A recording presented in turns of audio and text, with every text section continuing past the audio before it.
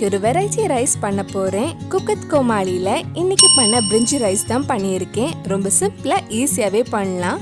இந்த சுவையான பிரிஞ்சி ரைஸ் எப்படி செய்யறதுன்னு இந்த வீடியோல பார்க்கலாம்.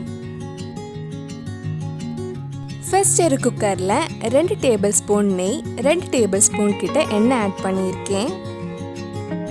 எண்ணெய் சூடானதும் இதுல 4 பிரியாணி இலை, ஒரு பெரிய பீஸ் பட்டை, 4 ஏலக்காய், 4 கிராம்பு, ஒரு நட்சத்திர சோம்பு, 1/2 டீஸ்பூன் சோம்பு ஆட் பண்ணலாம்.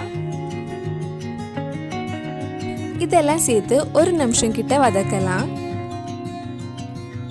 இப்போ இதுல கொஞ்சம் கேஷ்நட், 3 பச்சை மிளகாய், 1 டீஸ்பூன் இஞ்சி பூண்டு பேஸ்ட் ஆட் பண்ணி மறுபடியும் ஒரு நிமிஷம் கிட்ட வதக்கலாம்.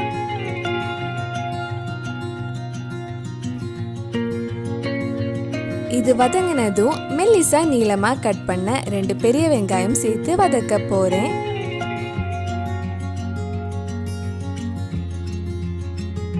வெங்காயம் சீக்கிரம் வதங்குறதுக்கு இதுல கொஞ்சமா உப்பு ஆட் பண்ணிக்கோங்க.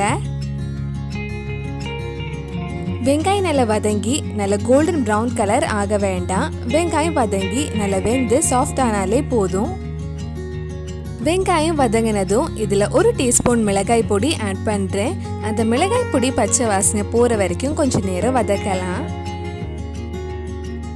நம்ம சேனல்ல நிறைய குக்குத் கோமாளி ரெசிபிஸ் பண்ணியிருக்கோம். அந்த வீடியோஸ் எல்லாம் நீங்க இன்னும் பார்க்கலைன்னா அதோட லிங்க் கீழே டிஸ்கிரிப்ஷன்ல இருக்கு. மறக்காம அந்த ரெசிபிஸும் போய் பாருங்க. மிளகாய் பொடி பச்சை வாசனை போனதுக்கு அப்புறம் ஒரு தக்காளி ஆட் பண்ணலாம். தக்காளி ரொம்ப மெல்லிசா ஆட் பண்ணணும்னு இல்லை, நான் கொஞ்சம் பெரிய பீஸா தான் எடுத்திருக்கேன். தக்காளி போட்டதுக்கு அப்புறம் ரொம்ப நேரம் வதக்க வேண்டாம். கொஞ்சம் வதங்கி சாஃப்ட் ஆனாலே போதும்.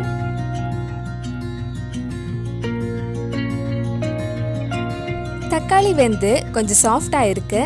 இப்போ நம்ம இதுல மற்ற காய்கறி எல்லாம் ஆட் பண்ணலாம். நீளமா கட் பண்ண ஒரு கேரட், ஒரு மீடியம் சைஸ் உருளைக்கிழங்கு, 1/2 கப் கிரீன் பீஸ் எடுத்திருக்கேன். இதெல்லாம் சேர்த்து நல்லா மிக்ஸ் பண்ணிட்டு ஒரு 2 நிமிஷம் கிட்ட வதக்கலாம். இது வதக்கினதுக்கு அப்புறம் இதுல 2 கப் பாஸ்மதி அரிசி ஆட் பண்ண போறேன்.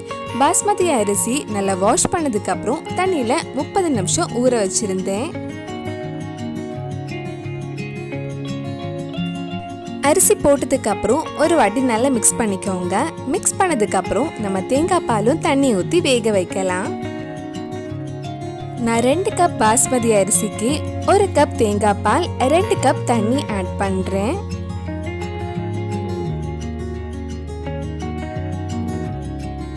இதெல்லாம் சேர்த்து மறுபடியும் ஒரு வாட்டி மிக்ஸ் பண்ணலாம். கடைசியா ஒரு கைப்பிடி அளவு புதினா இலையும் மல்லி இலையும் போட்டுக்கோங்க. இப்ப நம்ம குக்கர் மூடி வச்சு வேக வைக்கலாம். டேஸ்ட் பார்த்துட்டு தேவைப்பட்டா கொஞ்சம் உப்பு போட்டுக்கோங்க. குக்கர் க்ளோஸ் பண்ணதுக்கு முன்னாடி ஒரு 2 டீஸ்பூன் நெய் ஆட் பண்ணி நம்ம வேக வைக்கலாம். குக்கர் மூடி வச்சு லோ டு மீடியம் ஃப்ளேம்ல ஒரு விசில் வர வரைக்கும் வேக வைக்கலாம்.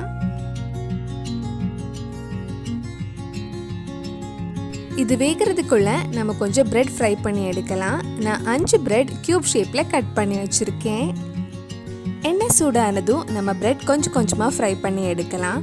நல்ல கோல்டன் கலர் வந்ததும் எடுத்துருங்க.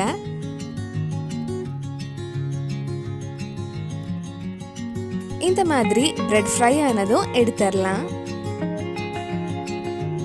இப்போ குக்கர் ப்ரெஷர்லாம் போனதுக்கு அப்புறம் நம்ம ஓபன் பண்ணி பார்க்கலாம்.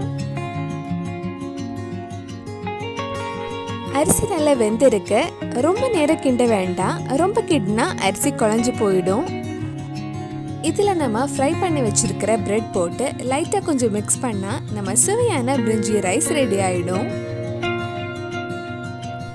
சுவையான பிரிஞ்சி ரைஸ் ரெடி ஆயிடுச்சு. கண்டிப்பாக நீங்களும் இந்த ரெசிபி உங்கள் வீட்டில் செஞ்சு பாருங்க.